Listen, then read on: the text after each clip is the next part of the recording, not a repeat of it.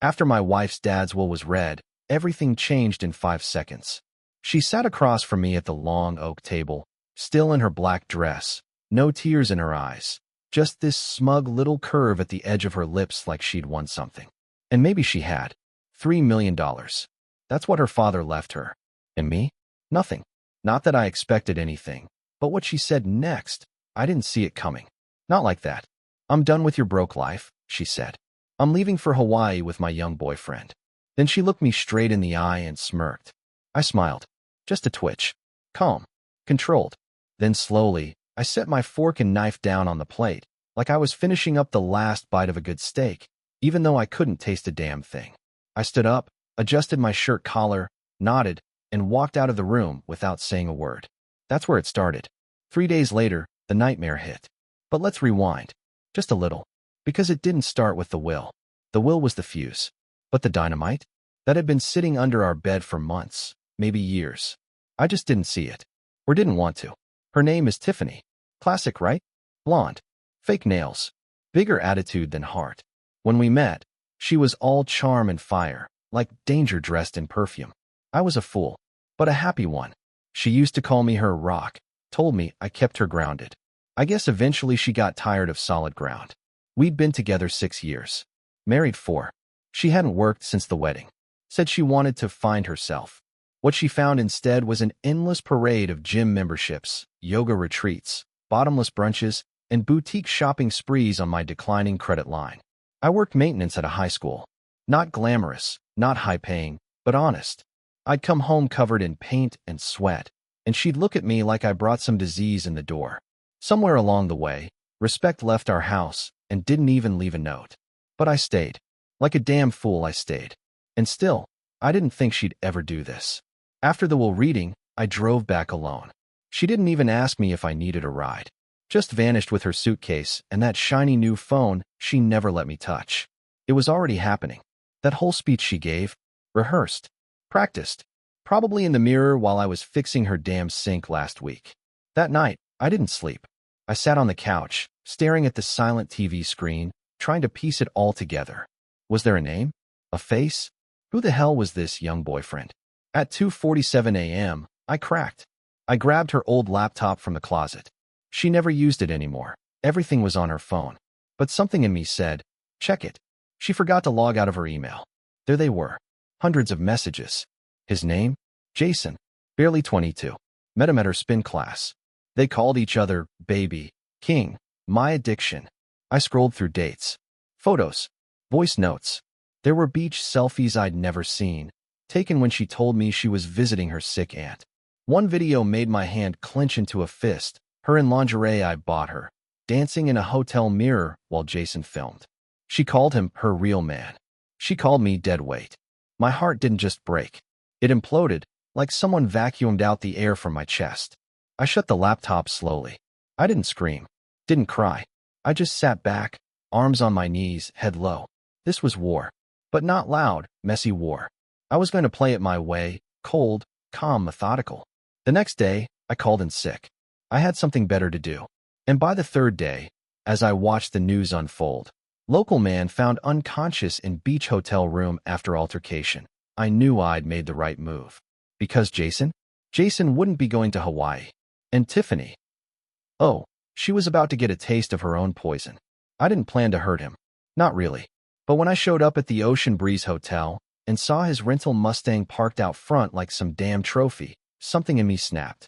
I wasn't even sure he'd be there, but luck, or fate, or whatever sick God was watching, put him in my path. Room 307. The concierge didn't ask questions when I slid him 100. Jason opened the door shirtless, wearing a gold chain and boxers with flamingos on them. His face dropped when he saw me. Not scared, just confused. Probably thought I was room service. Tiffany's not here, man. I didn't say a word. Just stepped inside. He backed up, hands out. Yo, chill, what's your problem? I grabbed him by the front of his stupid designer boxers and slammed him into the dresser. The mirror cracked behind him. I didn't throw punches. I didn't need to. The panic in his eyes was enough. I know everything. I whispered. He tried to speak, but his lip was bleeding now, and the words got stuck behind fear. You thought this was a game? You think you can crawl into my life, into my bed, and skip off to Hawaii with my wife like I'm just some discarded piece of trash. He tried to explain. Said she told him we were already separated. Said she lied to him. I didn't care. Maybe it was true, but none of it mattered anymore. I left before security arrived. Didn't even look back at the blood on the carpet or the broken lamp on the floor. I drove straight to my brother's house, crashed on his couch, and waited for the call. It came 12 hours later. Tiffany. She didn't scream, didn't cry, just cold, dead ice in her voice. You assaulted him, she said. No. I educated him. She hung up. The next day, she posted pictures from the airport, alone, waving at the camera with sunglasses too big for her face and a caption that read, "New beginnings. No more lies. Just me, sunshine, and peace." I wanted to laugh or puke, but I didn't do either. Instead, I sent her a message with a picture attached, one I found deep in her laptop files. Her, in bed, tangled with Jason, date stamped 2 months before the will reading. Thought you'd want to remember who you were before peace, I wrote. She blocked me within minutes. That should have been the end. But nightmares don't end just because you turn the lights off. 3 days later, I got a knock on my brother's door. Cops. Not for me. For Jason.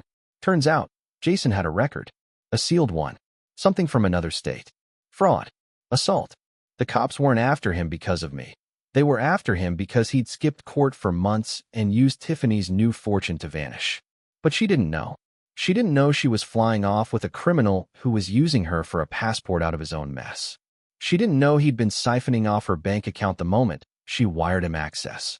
She didn't know any of that until she landed in Hawaii and he was gone. Phone off. Cards drained. No goodbye.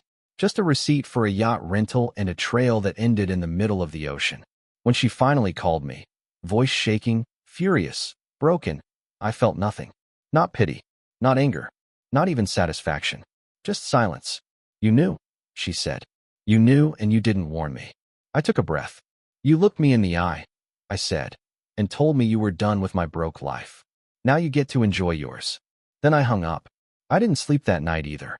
Not from pain. From relief. Because for the first time in years, she couldn't touch me. She couldn't lie, twist, or break me anymore. And the best part? She did it all to herself. A week passed. I stayed quiet. No calls, no texts, no posts. Just the sound of my own thoughts echoing in the small guest room at my brother's place. He didn't ask many questions. He just handed me beers and kept the TV volume low. That's the kind of guy he is. Doesn't dig, doesn't judge. Just shows up when it matters. Then Tiffany showed up. Not in person. I wasn't that lucky. She started emailing me. Long ones. At first, it was rage, accusing me of setting her up, of ruining her life, of knowing everything about Jason and doing nothing. She called me a coward, a loser, a sad excuse of a man hiding behind other people's mistakes. Then the tone shifted. Begging. I didn't know, she wrote. He said all the right things. He made me feel young again. You stopped making me feel anything. She said she was stranded. That Jason had left her on a boat in Maui after draining 50 grand from her account. That she'd found his old messages to other women. That he called her temporary. That the yacht captain kicked her off at the next dock because Jason never paid the full fee. She was broke. And alone. She said she wanted to come home. Home. That word hit me harder than anything else. For her, home was just a soft place to land when everything else burned. For me, it was where I bled for this marriage, where I paid bills late so she could get eyelash extensions, where I worked double shifts fixing pipes so she could lounge on white sand and call it self-care. I didn't respond. She emailed again, said she missed me, said I was her real soulmate. Bullsh*T. She had a soulmate. He just took her money and her passport and probably left her with a cocktail of regrets. 2 days later, she sent another email. No subject line. No text. Just a picture. Her, sitting on a motel bed in a tank top, makeup smudged, tears in her eyes. Her hair was a mess. Not the glam mess she used to spend hours styling. This was the real kind. The kind that says you haven't slept or eaten or looked in a mirror without hating yourself. She was broken. And still, I felt nothing. That scared me a little. Because I used to love her. God, I loved her so much I'd lie awake at night hoping she'd just see me again. Talk to me like she used to. Let me in. Now, I couldn't even remember what that felt like. The final nail came a few days later. I got a call from her mother, Carol, the same woman who used to look down her nose at me every time I walked into their overpriced kitchen in my work boots. She sounded small on the phone. Ethan, she said, she's asking for you. She doesn't have anywhere else to go. She won't even tell me what really happened. Just keeps crying and saying your name. I rubbed my face, took a deep breath. She left me for a 22-year-old scam artist, Carol. Told me I was broke and useless. You were there. There was a long pause. I know, she whispered. But she's still my daughter. And I was her husband. Then I ended the call. That night, I finally went home. The apartment was just like we left it. Her clothes still in the closet, half-used perfume bottles on the dresser, a few wine stains on the carpet I never got around to cleaning. I stood in our bedroom for a long time. Then I grabbed a box. One by one, I packed up every trace of her. Pictures, jewelry, that god-awful dream catcher she insisted we hang over the bed. Even the Polaroid of us from the day we moved in. I tore it clean down the middle. I didn't burn it. I didn't smash anything. I just packed it all away. Quiet. Final. Because she made her choice. And I was finally making mine. I donated her clothes the next morning. Didn't even flinch. Just loaded the boxes into my car and drove to a local shelter. The volunteer looked at me like I'd been through something, but didn't ask questions. I appreciated that. On the way back, I stopped at the diner near my old job. The waitress, Ava, still remembered my order. Black coffee, scrambled eggs, rye toast. No one judged me for sitting there for an hour staring out the window. I think they knew I needed that silence more than the food. Tiffany emailed again. This time, she said she was flying back. Her mother had wired her enough money for a ticket, but she had nowhere to stay. She asked me if she could come home, even for a night. I didn't answer. I waited. Then I opened the security app on my phone and changed the locks remotely. I watched the screen blink, lock updated, and exhaled like I'd been holding my breath for weeks. The next evening, around 9 p.m., my phone buzzed. Video doorbell. It was her. She looked hollow, like a ghost trying to pass as a person. Same tight jeans, different energy. The kind of energy that crawled out of a motel bathroom and realized she wasn't young anymore. That the world didn't owe her anything just because she was pretty. She knocked. Again. Then she rang the bell. Ethan, she called out, voice trembling. Please open the door. I'm not here to fight. I just need to talk. I didn't move. I watched her on the screen. I was stupid, she continued. He used me. I thought I wanted something different, and it turned out he only wanted what I had. I'm sorry. I know I hurt you. I was selfish, but I was scared. Scared that my life was shrinking, that I was becoming invisible. Then came the tears. Big, dramatic sobs. Like the kind she used to practice in front of the mirror before a fight. She slid down the wall and sat on the doormat. I don't have anyone left. You were the only person who ever really saw me. The only one who gave a damn when I wasn't shiny. I wanted to believe her. God help me, a small part of me still did. But then she said, can't we just go back to how it was? Before the money? Before him. And that's when it hit me. She didn't want me. She wanted comfort. Safety. A reset button. She wasn't here because she loved me. She was here because she'd run out of options. I picked up my phone and pressed the intercom button. You can't come back, I said, calm and steady. She looked up, confused. I saw the emails. I saw the videos. I saw what you chose. And I forgave a lot. I swallowed a lot. But you looked me in the eye and told me I was nothing. And now you want me to forget that. Ethan. No, I said. You chose your paradise. Swim in it. She stood, red in the face now. Angry. Humiliated. Her voice sharpened. You think you're better than me? You're still that same broke janitor. You'll die alone in this cheap apartment. I smiled slightly. I might. But at least I won't die a liar. Then I ended the feed. She kicked the door once. Then silence. A few seconds later, the app said she left. I didn't cry. I didn't drink. I sat in the living room, lights off, just breathing.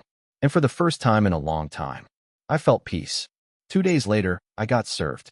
Divorce papers. Filed by Tiffany. It was almost laughable, her throwing the first legal punch after everything she'd done. But then I saw the demand inside. She wanted half of everything. Everything. The irony didn't even sting anymore. The apartment was in my name. The car barely ran, and the savings account had less than $1,000 in it. Half of nothing is still nothing. But the move itself? That was pure Tiffany. A final middle finger wrapped in legalese. My lawyer, a sharp, quiet guy named Marcus, skimmed through the paperwork, eyes darting like he'd seen this exact story 100 times before. She's not going to get anything, Ethan. She's the one who walked. You've got emails, timestamps, and a trail of financial independence. We'll shut this down fast. I nodded, but it wasn't about the money. It was about the nerve, and the part of me that still wanted to know why she'd even bothered coming back. The court date got set. A month out. Until then, it was radio silence. But silence with Tiffany never lasted. 1 week later, she showed up at my job. I was back at the school, fixing a jammed locker when I heard heels clicking across the linoleum. My gut tightened before I even turned around. She looked different. Polished. Too polished. Hair done, makeup perfect, designer sunglasses in her hand. But the look in her eyes, hollow. Like someone who was acting out the role of powerful woman, but forgot the lines halfway through. Hey, she said casually. I stood, wiped my hands on a rag. You lost. She smiled. Just wanted to talk. In a high school hallway? Thought it was poetic, she said, looking around. Where the hard-working husband keeps the school running while his ex-wife sues him for the spoils. I didn't smile back. What do you want, Tiffany? She stepped closer, lowering her voice. I made a mistake. No, you made about 30 of them. Jason was just the finale. I was scared. I thought I was outgrowing you. I thought you'd never get anywhere. That I was stuck. And now I realize you were the only real thing I ever had. Her voice cracked then, but I didn't flinch. Are you crying because you miss me, or because your bank account is empty? She looked down, jaw tight. Maybe both. She reached into her purse and handed me a folded piece of paper. I canceled the divorce filing. You'll get the confirmation in a day or two. I took the paper, glanced at it, then handed it back. Keep it, I said. She looked confused. I'll file my own, I added. And I won't back out. Tears welled up in her eyes, and for the first time, they looked real. But I was done. Completely done. No more games.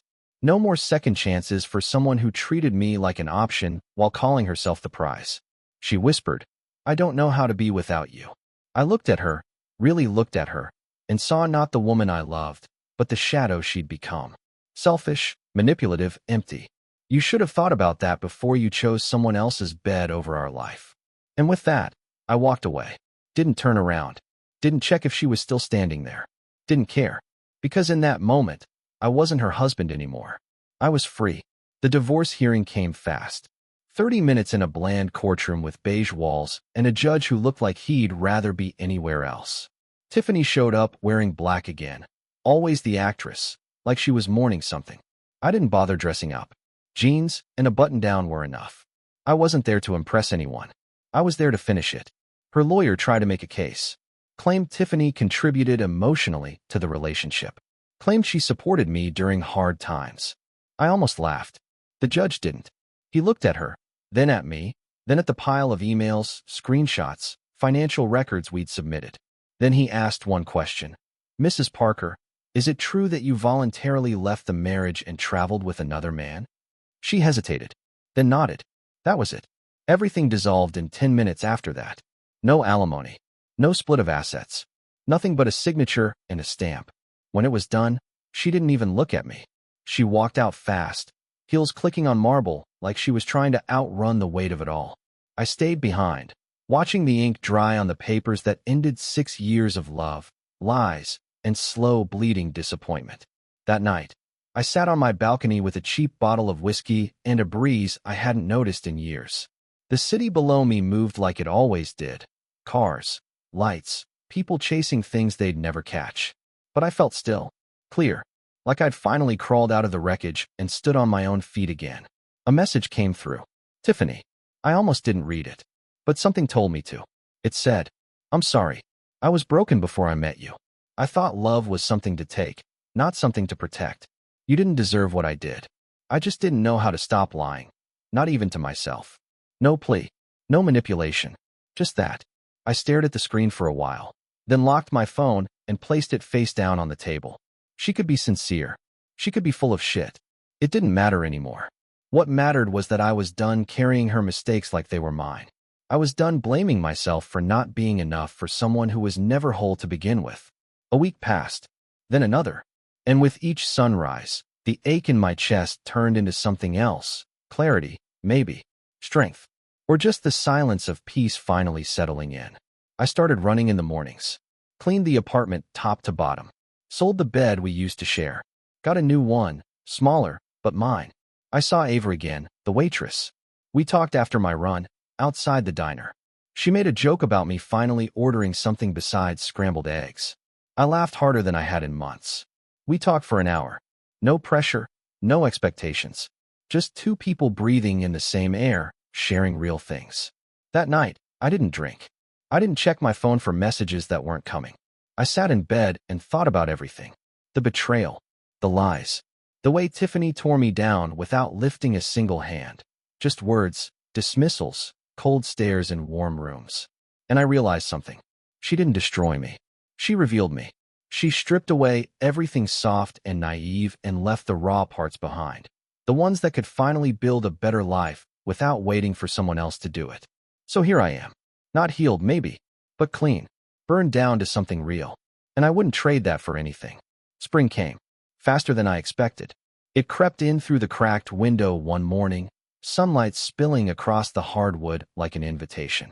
The kind of morning that makes you feel like you could start over, like everything behind you was just the prequel to something better. I'd been waking up early. Not because I had to, but because I wanted to. My body didn't ache the way it used to. My head didn't feel heavy with regret. The apartment felt lighter. My silence wasn't empty anymore, it was calm. I used to wake up thinking about her, about the things I said wrong, or didn't say at all. Now I woke up thinking about what I wanted for breakfast. Ava and I started seeing each other more. It wasn't anything serious, not yet. But there was something honest about her. She asked questions and waited for the answers. She didn't play games. When she laughed, it wasn't performative, it was from her gut, the kind that makes you forget how long you've been carrying pain.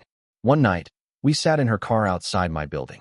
Music low, windows cracked, her perfume mixing with the smell of warm leather and early summer. She asked me if I still thought about Tiffany. I told her the truth. Sometimes, but not because I miss her. I just replay moments, like a tape I'm trying to erase. She nodded, didn't press, just reached over and took my hand. No promises, no pressure, just presence. A few days later, I got one last email. Tiffany again. It started like the others. I hope you're well. Then she told me she was leaving the country. Said she sold what little she had left and was flying to Costa Rica with a man she met in group therapy. Said she was going to start over. No more lies, she wrote. No more running. She asked for nothing. Didn't even ask me to reply. Just goodbye. I stared at the screen for a long time. Not because I was sad, but because part of me genuinely hoped she meant it. That she really was done lying. That she'd finally stopped using people as bandages for wounds she refused to clean. I didn't reply. She'd taken enough from me. And I'd spent enough of my life trying to heal someone who didn't want to be saved. Later that night, I took a walk. Past the park where we used to argue. The diner where I first told Ava about everything. The school I used to work at, now lit up for some evening event. Parents, kids, laughter. Life moving on like it always does. And then it hit me. It wasn't just Tiffany who changed. I had changed too. I stopped waiting. Stopped explaining myself to people who never intended to understand me. Stopped carrying guilt that didn't belong to me. What happened with Tiffany? It hurt. It broke things in me. But it also cleared the space for something new. Something I could build on my own, without walking on eggshells or begging for crumbs of love. So if you're reading this, and you've been where I was, holding on to someone who keeps slipping through your fingers, convincing yourself that love means endurance instead of peace, hear this. Let go. Not for revenge, not out of pride, but because sometimes the most loving thing you can do for yourself is to stop bleeding for someone who hands you the knife. That's what I learned. And that's why I'm still standing. Summer settled in like an old friend. The kind that doesn't knock, just walks through the door, drops its shoes, and makes itself comfortable. The days were longer, slower, warmer in every sense. I was working part-time now at a small mechanic shop on the edge of town. Nothing glamorous, but good, honest work. My hands were always greasy, but my mind felt clean. Ava started coming by on her lunch breaks, bringing me iced tea and that smirk that said she knew exactly what she was doing. She never tried to fix me. She just let me be. And maybe that's why I started falling for her. Quietly, steadily, like a tide you don't notice until it's already wrapped around your feet. One night, we sat on my balcony again, Same spot where I once drank whiskey and stared down at the city, trying to make sense of heartbreak. Only this time, I wasn't looking down. I was watching her talk, eyes lit by the golden hour, lips moving around stories that made me laugh in ways I hadn't in years. She asked me what I would have done differently. About Tiffany. About everything. I took a breath. I wouldn't have fought so hard to keep someone who didn't want to stay, I said. I would have let her walk the first time she made me feel like I was disposable. Ava didn't say anything for a moment. Then she leaned her head on my shoulder. You're not disposable, she whispered. And I believed her. A few weeks later, I got an envelope in the mail. No return address. Inside, a wedding photo of Tiffany and me, folded once through the middle like it had been handled too many times. On the back, in her handwriting, I never deserved the way you loved me. I hope someone else does. No name, no number, no forwarding address. That was the last I ever heard from her. I didn't keep the photo.